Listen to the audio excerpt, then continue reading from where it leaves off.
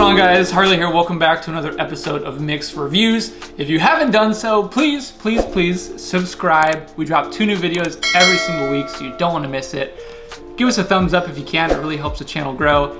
And this one's for you coffee lovers. Today we're all about coffee and the big dilemma of keeping it hot. Everybody's working from home now. I don't know about you, but I put my coffee down, I start working, I go back to it, realize 30 minutes has gone by, coffee's cold.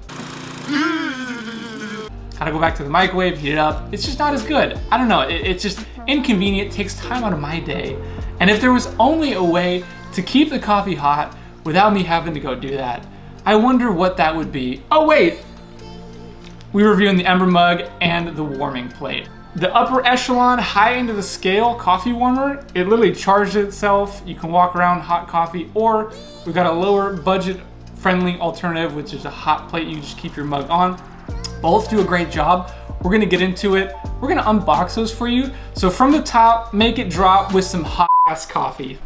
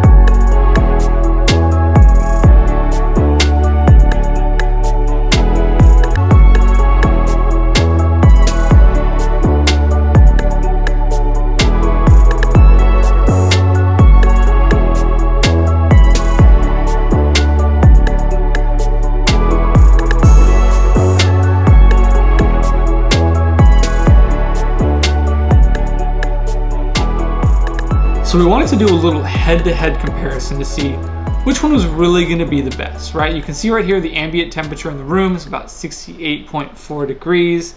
And then I go ahead and get a reading on each one of the coffees. So we have our Ember mug that's set to 133 degrees. We have our coffee warmer, which doesn't have temperature control, but it's just set to on or off. So it's either heating your coffee or it's not. And that brings up, you know, it's about, what we've realized is about 110 degrees is probably the average. We have just a regular cup of coffee that's sitting there on its own. The ambient temperature in the room is, you know, decreasing the heat from the coffee. That's that traditional, oh, my coffee's cold in half an hour. And then we have a cup of coffee that you would get in a paper cup. Say you went to Starbucks, say you went and bought coffee. This is how quickly that coffee is going to cool down. So we started this at 7 a.m. and the Ember mug had a temperature of 131.7. The heating base had 103.6. The cup had 111.4, and then the Starbucks was 144.1. So they didn't all start at the same temperature, but what we did was we measured the rate of cooling on each one, and the Ember stayed consistent the entire 2 hours that we measured this. The heating plate did that as well. The cup lost about 10 degrees every half an hour. So it started off at 111. It actually lost 20 degrees in the first half an hour. So 30 minutes later, it was 91. So from 111 to 91, lost about 20 degrees. And then we checked it again 30 minutes later, and it was at 82. So it started to cool down once it, the initial cooling started to happen. And then the Starbucks cup was the most impressive in terms of cooling. So I guess it was the least impressive, but it went from 144 to 119 the first 30 minutes, and then 102. So it consistently lost 20 degrees, every half an hour. So all that being said, what is the best option for you? And that all depends, right? It depends. If you have the extra cash laying around and you want to get probably one of the coolest coffee mugs I've ever seen, yes. If you're somebody who moves around, if you're somebody who doesn't just sit in one place, the nice thing about the Ember mug is it can charge on the plate, but it'll hold a charge for an hour and a half as you go walk around. Obviously, it's subject to change based off of the temperature you have your liquid, how cold it is outside, or whatever kind of room you're in. But for the most part, you'll get an hour and a half charge off of one of these cups. And for most people, that's plenty of time to drink a cup of coffee.